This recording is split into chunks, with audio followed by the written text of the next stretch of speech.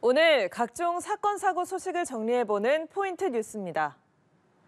첫 번째 소식입니다. 한 유튜버가 임신 36주 차에 낙태를 했다고 주장하는 영상을 올려 논란이 되고 있습니다. 보건복지부는 해당 유튜버와 수술 의사에 대해 수사를 의뢰했고 경찰도 본격 수사에 착수했습니다. 일반 낙태와 달리 사건을 무게 있게 수사하겠다고 밝혔습니다. 방준혁 기자입니다. 유튜브에 올라온 36주 태아 낙태 영상입니다. 자신을 20대라 소개한 A씨가 낙태 수술 과정과 근황을 담았습니다.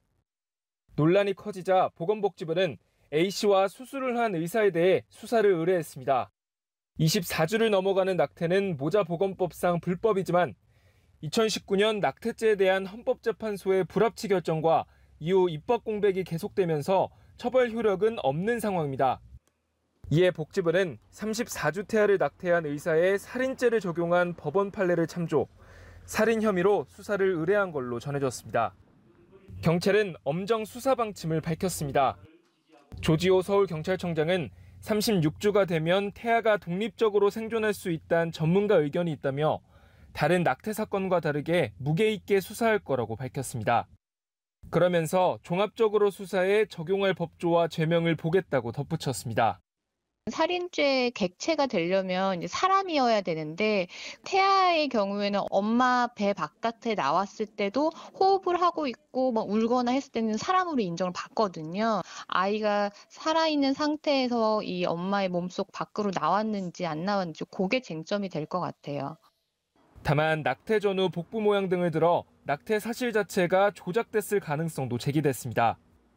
경찰은 고발인 조사와 동시에 A씨와 의사의 신원을 특정하는 등 기초적인 사실관계를 파악할 계획입니다. 연합뉴스TV 방준혁입니다. 두 번째 소식입니다. 규정에 어긋난 군기훈련으로 훈련병을 숨지게 한 혐의를 받는 12사단 신병교육대 중대장과 부중대장이 기소됐습니다. 당초 경찰은 업무상 과실치사 등의 혐의로 송치했는데 검찰은 군기훈련을 학대 행위로 볼 수 있다며 학대치사 혐의를 적용했습니다. 이상현 기자입니다. 12사단 훈련병 사망 사건을 수사 중인 춘천지검이 피의자인 중대장과 부중대장을 구속 기소했습니다. 사건이 발생한 지 한 달하고도 3주 만입니다. 그런데 검찰은 경찰과 달리 업무상 과실치사가 아닌 학대치사와 직권남용 가혹행위 혐의를 적용했습니다. 당초 경찰은 살인의 고의성이 없다고 판단하고 업무상 과실치사 혐의로 검찰에 송치했습니다. 하지만 검찰은 살인의 고의성은 없으나 무더운 날씨에 완전 군장을 하고 부당한 얼차려를 시킨 건 학대의 고의성이 인정된다고 판단했습니다. 검찰 관계자는 수사 결과를 종합하면 학대 행위로 볼 수 있는 위법한 군기훈련으로 피해자가 사망한 것으로 확인했다고 밝혔습니다. 학대치사 혐의를 적용할 경우 징역 3년 이상, 30년 이하의 중형을 내릴 수 있습니다.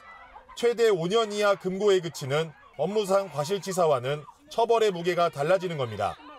한편 지난달 21일 구속된 이들은 현재 춘천교도소에서 재판을 기다리고 있습니다. 혐의를 대부분 인정하고 그에 상응하는 죗값을 치르겠다는 진술을 한 것으로 전해졌습니다. 사건이 수사당국의 손을 떠나면서 이제는 1심 재판부가 어떤 판단을 내릴지 관심이 쏠리고 있습니다. 연합뉴스TV 이상현입니다. 다음 소식입니다. 새벽에 금은방에서 5천만 원 상당의 귀금속을 훔친 20대 여성이 경찰에 붙잡혔습니다. 이 여성은 어리숙하면서도 대범하게 혼자서 범행했는데요. 경비업체의 보안 시스템은 먹통이었습니다. 김경인 기자입니다. 얼굴을 가린 절도범이 갑자기 대리석을 들어 상점 출입문에 던집니다. 돌을 집어들어 던지기를 여러 차례 반복하다가 입간판까지 집어듭니다. 입간판으로 진열장을 부수다가 귀금속에 손을 뻗습니다. 손이 닿지 않자 아등바등하며 진열장 반대편으로 넘어갑니다. 본격적으로 귀금속을 닥치는 대로 쓸어 주머니에 넣습니다. 2분 만에 범행을 끝낸 절도범이 빗길을 뚫고 어디론가 사라집니다. 여성복으로 갈아입은 절도범이 택시를 타고 현장을 떠납니다. 업주는 금은방이 털린 지 3시간여 만에 시민의 신고로 피해 사실을 알았습니다. 사설 경비업체의 보안 시스템이 작동하지 않았기 때문입니다. 11번을 치고 깰 동안 어떤 그 울림도 없었어요. 이거는. 그리고 여기 안에 들어왔으면 이 센서 감지가 있으면 움직이면은 출동을 해야 된단 말이에요. 그런 것도 없었어요. 어리숙해 보이지만 대범하게 혼자서 범행한 절도범은 22살 여성 A씨. A씨는 지난 14일 새벽 3시 반쯤 광주 광산구의 한 금은방에서 5천만 원 상당의 귀금속을 훔쳤습니다. 애경 카페에서 붙잡힌 A씨는 생활비 때문에 범행했다고 진술했습니다. 저도 처음 봤습니다. 범행 현장 부근에 와가지고 옷 갈아입고 범행하고 범행 끝나고 다시 원래 복장으로 갈아입고 도주를 한 거죠. 경찰은 특수절도 혐의로 A씨에 대해 구속영장을 신청했습니다. 연합뉴스TV 김경인입니다. 마지막 소식입니다. 얼마 전 울산의 한 아파트 단지에서 수천만 원의 현금이 발견됐습니다. 하지만 누가 가져다 놓은 건지 알 수 없고 범죄와도 연관돼 있을 수 있어 경찰이 수사에 나섰는데요. 이 아파트 화단에 돈을 가져다 놓은 사람은 인근에 살던 80대 남성인 것으로 조사됐습니다. 김영민 기자입니다. 모자를 눌러쓴 남성이 은행에서 돈을 인출하기 위해 기다립니다. 5만 원권 뭉치를 받고 어디엔가 넣습니다. 며칠 뒤 남성이 나타난 곳은 울산의 한 아파트 단지. 같은 복장에 큰 가방까지 메고 지하 주차장을 서성입니다. 아파트 뒤편 화단도 둘러봅니다.